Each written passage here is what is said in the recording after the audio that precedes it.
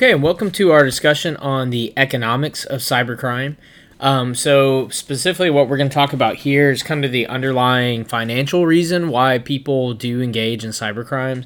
And as I focus on in a couple of the earlier lectures, one of the things I do want to make clear to you is that oftentimes, of course, no one, or at least a lot of people, would not be exploiting others on the internet unless there was some type of financial reason to do so.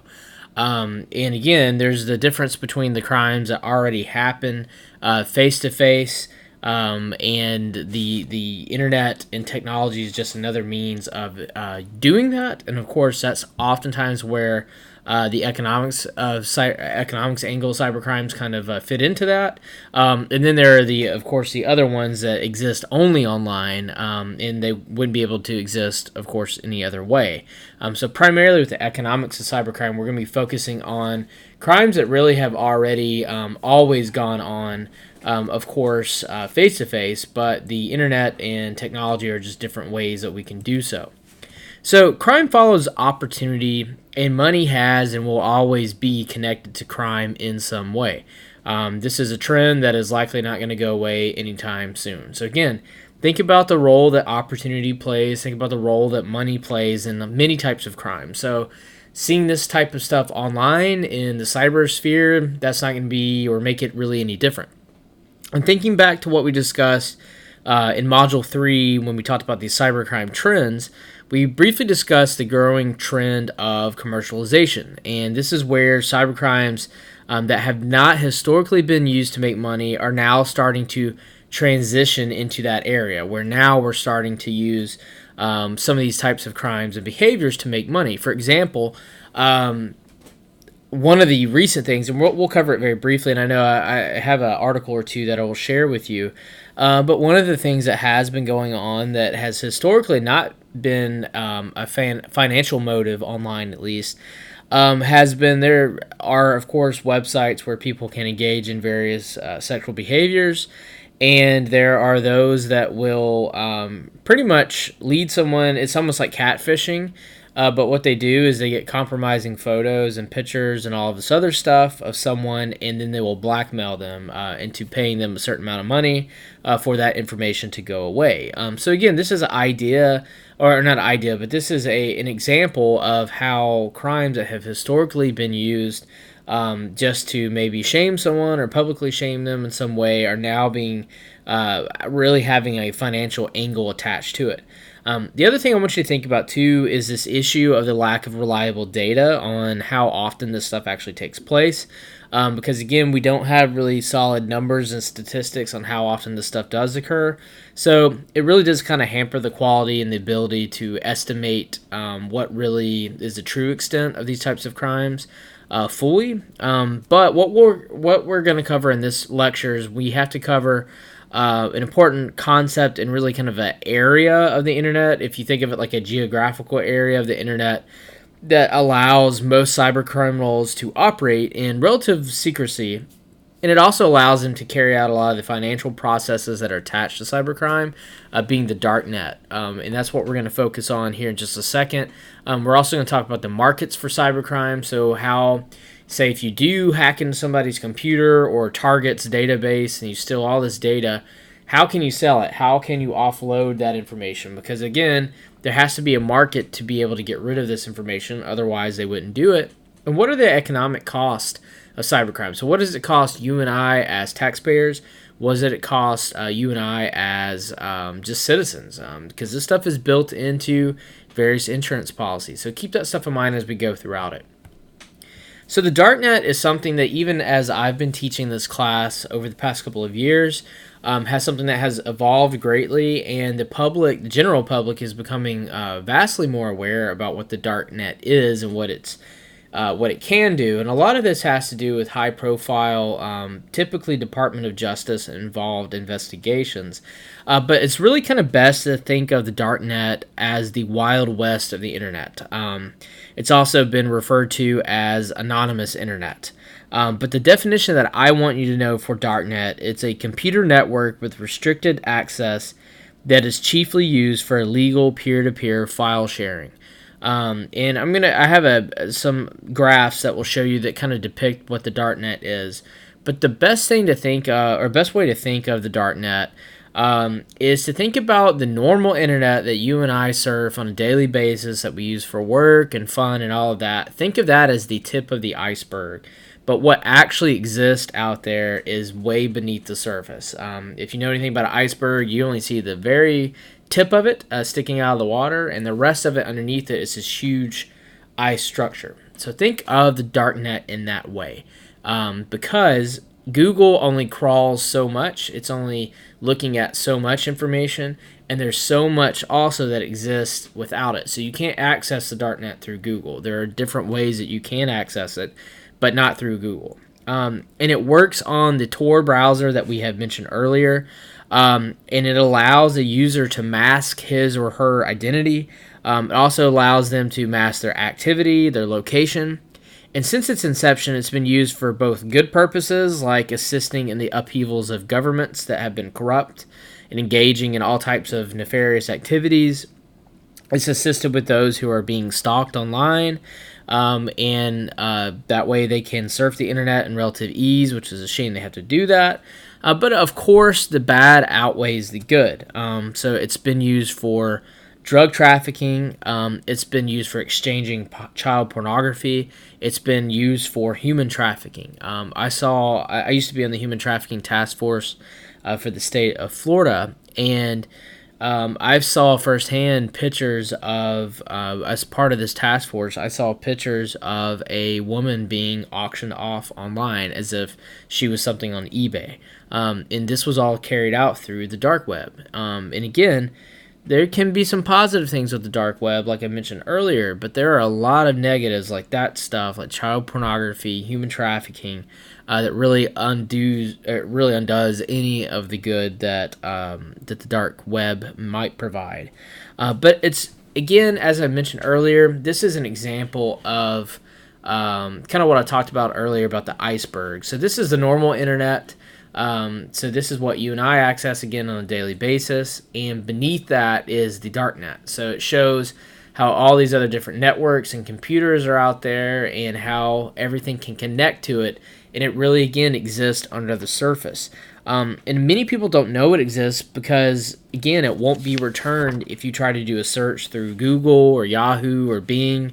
And it's actively kept from algorithms written to maintain these databases. So this is also different from what's called the deep web that just removes indexing from search engines. So again, it's a separate thing. But in essence, these are sites that people don't want to be discovered, nor do they want anybody knowing what they're doing. And not all of them are necessarily doing something illegal. Some of it, and a lot of it, is just for privacy purposes. In fact, it's estimated that only about 3% of Tor users use the service for illegal use the service for illegal purposes. So only 3%. But again, because it removes your IP address from all searches, they cannot trace that back to you. One of the things I will mention here, and we're going to talk about it a little bit later on too, is when Edward Snowden released all the information that he did about what the government does and tracking citizens and things like that. He stated and provided documents that if anyone uses the Tor browser, they're automatically watched by the U.S. government. Literally everyone that has the Tor browser downloaded. So again, those are some things to kind of keep in mind. So how do you access the darknet? First, what you have to do is you have to get a Tor browser. So it's very similar to like Firefox, as it actually uses a similar code to Firefox. But as I said, just because of your downloading the Tor browser, the NSA is likely tracking you. 2, you have to have what's called a VPN, or a virtual private network, and you can buy these fairly easily online. I've seen them anywhere from $30 to a couple $100. But essentially what it does is it allows you to browse the internet near complete anonymity. So if somebody is tech savvy, they can tell that you're using Tor for something. They just can't tell what you're usually, or not necessarily what you're using it for. And essentially, it's just a network that adds just another layer of protection for the user. So again, a lot of people that either don't want to be tracked, or they might be doing something illegally, or maybe just want to have something private, and just surf the internet privately. Then of course they are going to probably invest in a VPN. Now, when you talk about Bitcoin, this is something, of course, that a lot of you have heard about. They had a huge surge in the value of Bitcoin about a year or two ago now, maybe a little bit longer than that. And of course, it quickly came crashing down, but it's still valued pretty big.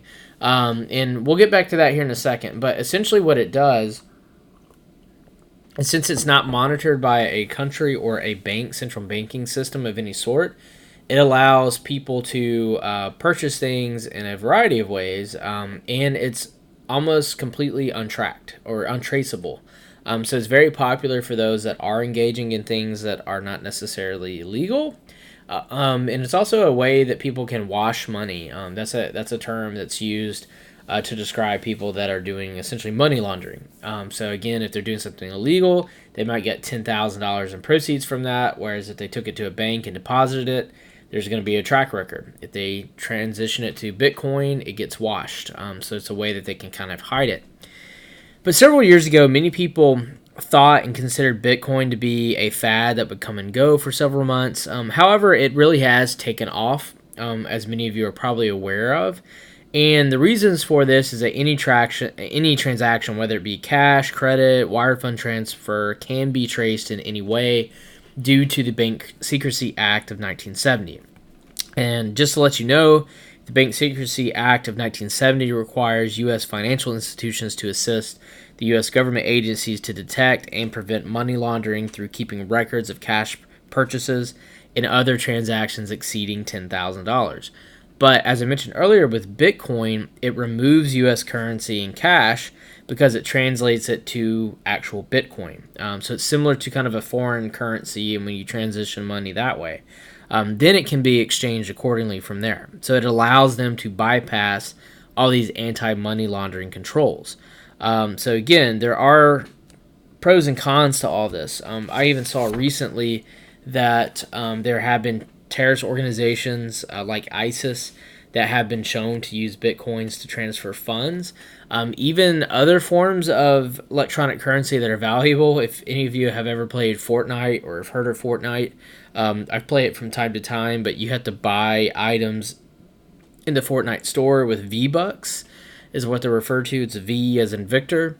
And there have been organized crime groups that have now been discovered money laundering, for lack of a better word, through V-Bucks.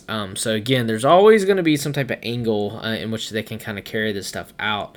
And I have an article that talks about, it's from Bloomberg that I'll upload to this module, that talks about how and why Bitcoins are so popular among criminals. So the global nature of the cybercrime industry is extremely important. And of course, I like this. I know it might be hard to see, maybe if your video quality is not the best, but there's a reason why Bitcoin and the dark web and all of that is very popular among cyber criminals. And the reason for this is it's transnational in nature, meaning that it can go from nation to nation to nation instantaneously. And we've already talked about this semester. We've talked about that whole time-space compression aspect and how cybercrimes cross many boundaries simultaneously. But essentially what I want you to get from this slide is just that the economic engine that is behind cybercrime is massive, and it's continuing to grow with each additional day. So what about the markets for cybercrime? So online black markets exist where one can purchase the services of computer hackers, tools associated with hacking, as we've talked about, stolen credit cards, stolen personal identifying information, intellectual property that has been obtained through some type of hack or some other type of cyber intrusion of some sort. And there's research that was done in 2015 by Ablon and Libicki, and they researched the current state of these online marketplaces, and they found some pretty important information. One of the trends they found is that cybercrime markets are extremely advanced, so they're a lot more advanced than government officials had previously acknowledged. The second thing that they have found is that they're rapidly growing, and the third thing is that they're continuously innovating.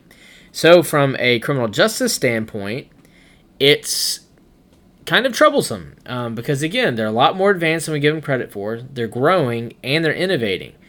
Think about what we talked about with that Cloud Olin concept called technic ways. If you remember about that, how society normally it takes a long time for things to develop, and then the criminal justice system, the government reacts years down the road. You can't do that now.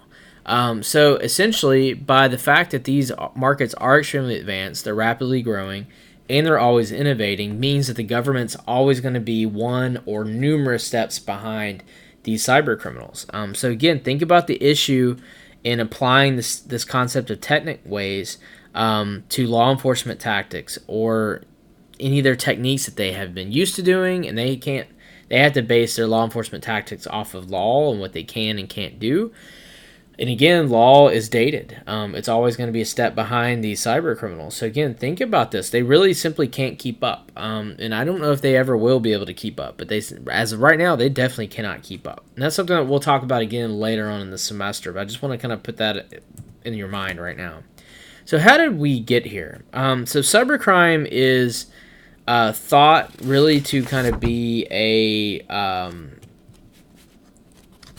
it's really thought about, to kind of be a convergence of kind of highly organized groups that have a lot of people that operate them, unlike kind of these lone wolf hackers that we've talked about before. But generally speaking, again, we think of these networks and cybercrime as itself of being a kind of a conglomerate, if you will, of a lot of different people with a lot of different issues. And whereas in the past, we thought lone hackers made up the majority of those that participated in this, we're starting to realize that that's not the case now. And there's been a lot of change over the last couple of years. So we need to talk briefly about how these markets are structured. Just to kind of go over this very, very, very briefly. So one thing I will preface, just be sure that you know how they're kind of broken down. You don't have to know the nitty-gritty details, but just know that you have administrators, intermediaries, or brokers, and then the mules, general members, and mules. So you don't have to focus about all this other stuff, but just focus on, generally speaking, kind of the hierarchy, if you will. At the top, you have administrators. So these are usually subject matter experts who have some type of specialized knowledge of particular areas. So they might be knowledgeable in what's called an exploit kit creator, or data traffickers, or crypto analysis. So again, they might be kind of well versed in a multitude of things. Below that, you have what are called intermediaries or brokers and vendors. So essentially, these are your middlemen, if you will. If you've ever heard of a middleman before, that's the one that's taking the product and then they're giving it to the masses. So again, this is somebody that some of them can be sophisticated, some of them don't necessarily have to be. So again, it's pretty much just somebody providing the means for the general public to get the product that they need. And at the very low end, you have mules. Mules are the ones that are always transporting the item per se. They might be carrying out the transaction itself from the brokers that comes from the administrators. Then you have general members who are oftentimes just the buyers. Then you also have mules that are unwitting, meaning that they're unknowingly a mule. So they're involved in maybe some type of transaction that they don't necessarily know that they are being involved in a crime. There's examples of this happening all the time. When people kind of get catfished, they think that there's some type of, very attractive person that is wanting to talk to them, and they're sending them goods and all this other stuff, and they might be sending them a lot of money, and then that stuff gets trafficked, so on and so forth. There have been some cases of kind of people catfishing them, and then they will have items that are stolen shipped to that person's house, and that person will then ship for them, and they'll have a multitude of reasons for what's kind of going on and why they had to do that. But that's an example of somebody being an unwitting mule. But again, just know the general structure of this. But virtual money is, again, key to this because you can't do that with cash. There has to be some type of electronic funds transfer of some sort. So again, this is kind of the role of Bitcoin coming into play again.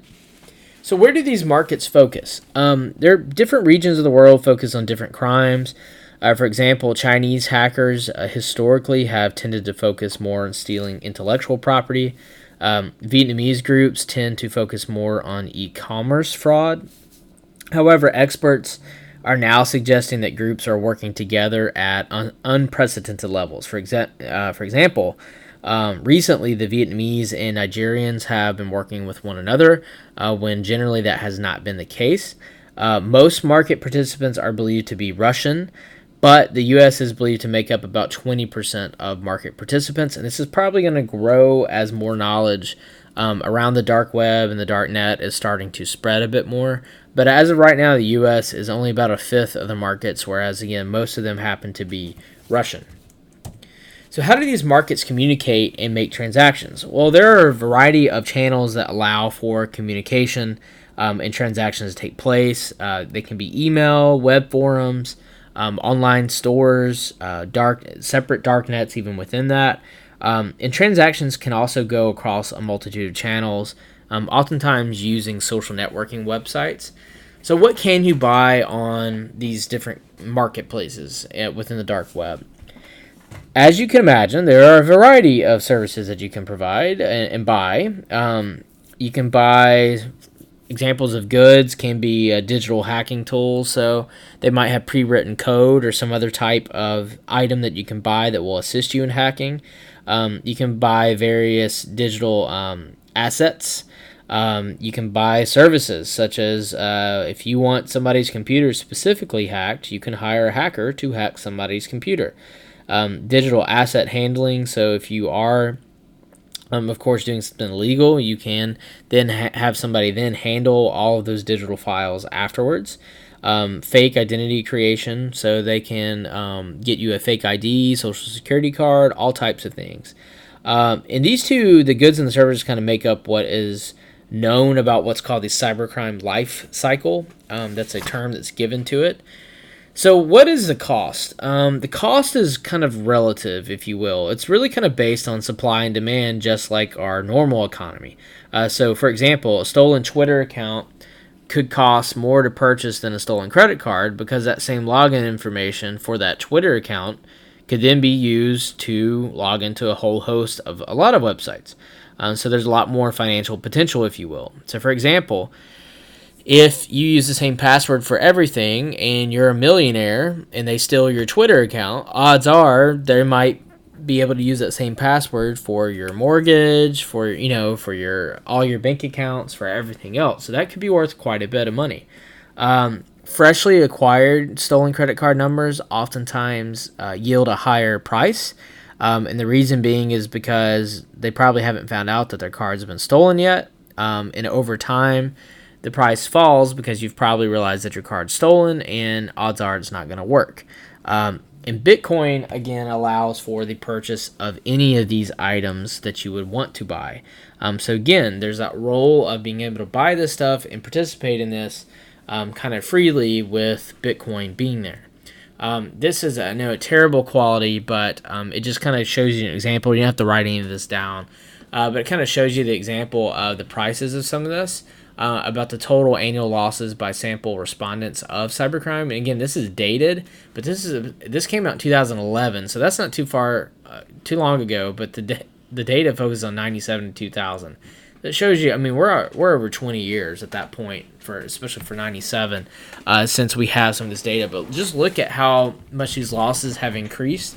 Like theft of proprietary information, which is like a patent or some other type of commercial good of some sort, or a syntax or some code, went from $20 million in 1997 loss just among the respondents that they sampled, all the way up to almost 67 million. Financial fraud, 24 million to 55 million. Virus, 12 million to 29. If you go to like laptop theft, 6 to 10. which laptops are so cheap now, a lot of people aren't stealing them. But if you go, again, total annual losses went from about 100 million, and so it increased by 2.5 times up to 265 million by 2000. That's just 3 years later, or I guess 4 total years later. So imagine, again, 20 years from there, which would get us almost up to current day now. So again, this is an example, a prime example of how dated our data is on all of this. And this comes from, I forgot to mention, this comes from a work called Case Studies of Cybercrime and Their Impact on Marketing Activity and Shareholder Value by Smith in 2011. If you would like to use that maybe in your course paper, that's just the citation or some of the information there. But again, this is just kind of giving you a bird's eye view of the total economic losses that are there. But these are some of the best estimates that we actually have.